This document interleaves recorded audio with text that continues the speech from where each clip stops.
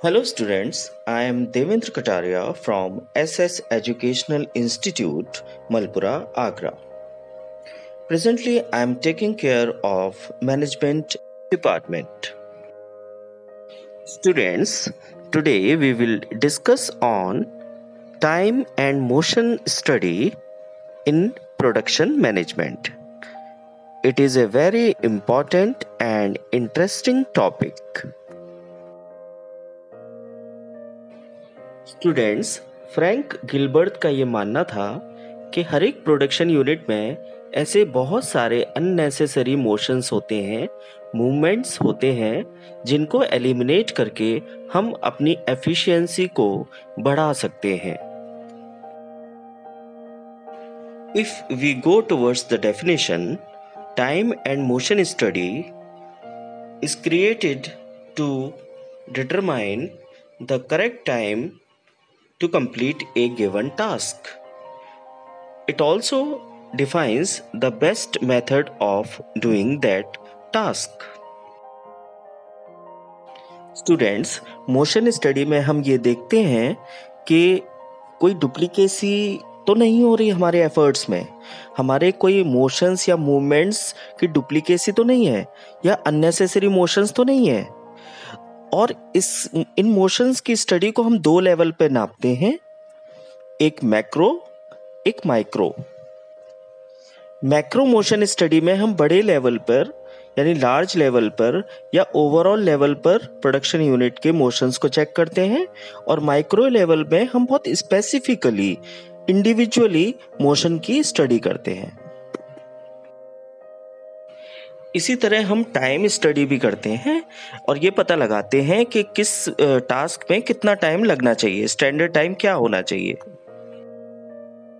Time and motion study में हम एक अरेंजमेंट करते हैं जिसमें हम कॉम्प्लेक्स टास्क यानी जो जटिल कार्य होते हैं उनको सिंपलर टास्क में कन्वर्ट करते हैं।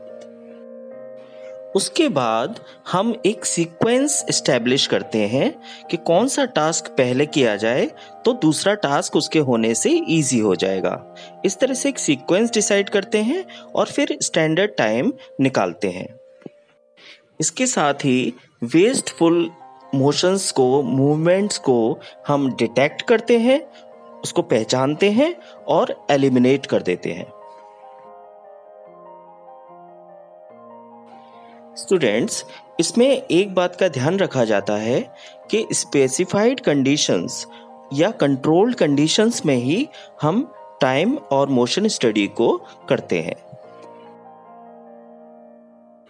स्टूडेंट्स, आप इस पिक्चर में देख सकते हैं कि चूंकि कोई भी फाइल या डॉक्यूमेंट्स ठीक तरीके से अपनी प्लेस पर नहीं रखा गया है तो कितना वेस्ट हो रहा है टाइम का उसको ढूंढने में।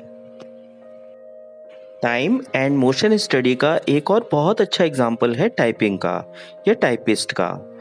उसको मोशंस और टाइम का ध्यान रखना पड़ता है, गलत प्रैक्टिस से उसकी स्पीड को फर्क पड़ता है। सिमिलरली, जब एक वर्कर किसी प्रोडक्शन में या फैक्ट्री में काम करता है तो उसके मोशंस को या उसके टाइम को नोट किया जा सकता है।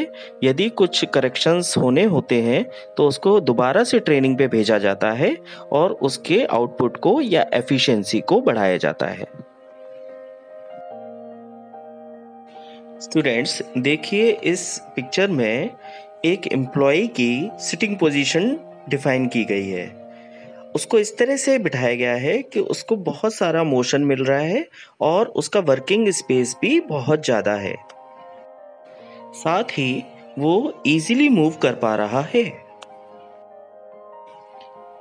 इस पिक्चर में भी आप देख सकते हैं कि एक वर्कर को, एम्प्लॉय को एक बहुत अच्छी सिटिंग चेयर प्रोवाइड की गई है जिससे उसको मूवमेंट भी मिल रहा है और उसकी बैकबोन को आराम भी।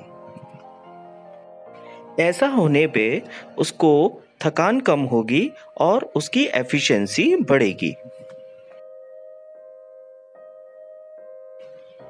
देखिए स्टूडेंट्स, ये एक बैंक का चित्र है। बैंक में आपको सटे हुए काउंटर्स मिलते हैं जिसमें कैशियर या क्लर्क आपस में काउंटर से जुड़े होते हैं।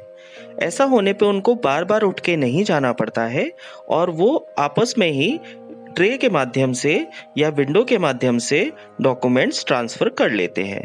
इस तरह से हम देखते हैं कि उनका मूवमेंट बच गया, टाइम बच गया और उनको बार बार काम से इंटरप्ट नहीं होना पड़ता, डिस्टर्ब नहीं होना पड़ता।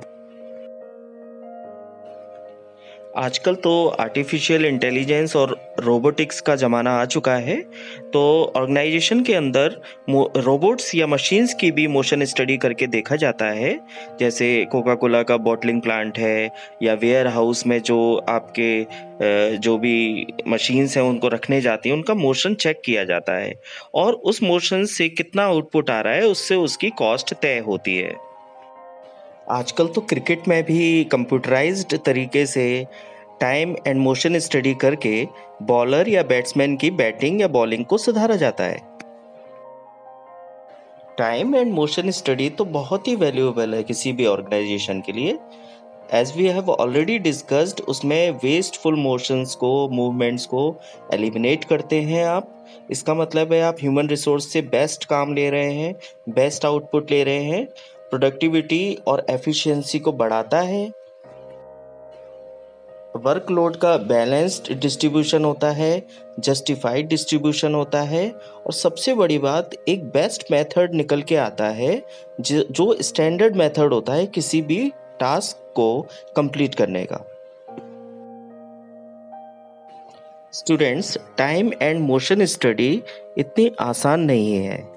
एक्चुअली हम वर्कर्स के ऊपर इस स्टडी को करते हैं और जैसे ही वर्कर को पता चलता है कि उसके ऊपर ऑब्जर्वेशन है किसी की, तो वो मिस्टेक करने लगता है या फिर कॉन्शियस हो जाता है या बहुत अच्छा काम दिखाने लगता है, आर्टिफिशियल काम दिखाने लगता है और उसको ऐसा लगता है कि इस स्टडी के बाद उनकी पेमेंट पे फ़र्क आ जाएगा, तो वो मिस्टेक्स कर देता है। स्टूडेंट्स, यदि टाइम एंड मोशन स्टडी में डिफरेंस की बात की जाए तो टाइम स्टडी लार्ज और स्मॉल टास्क के ऊपर की जाती है, जबकि मोशन स्टडी कॉन्टिन्यूअस टास्क के ऊपर की जाती है। Similarly, work is observed in time study, whereas motions are observed in motion study.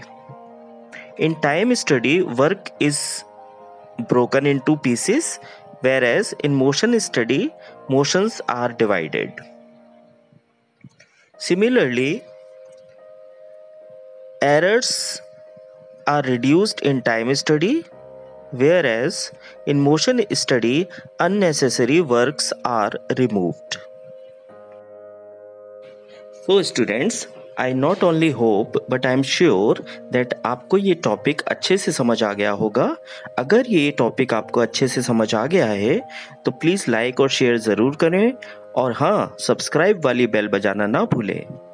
Thank you, bye bye.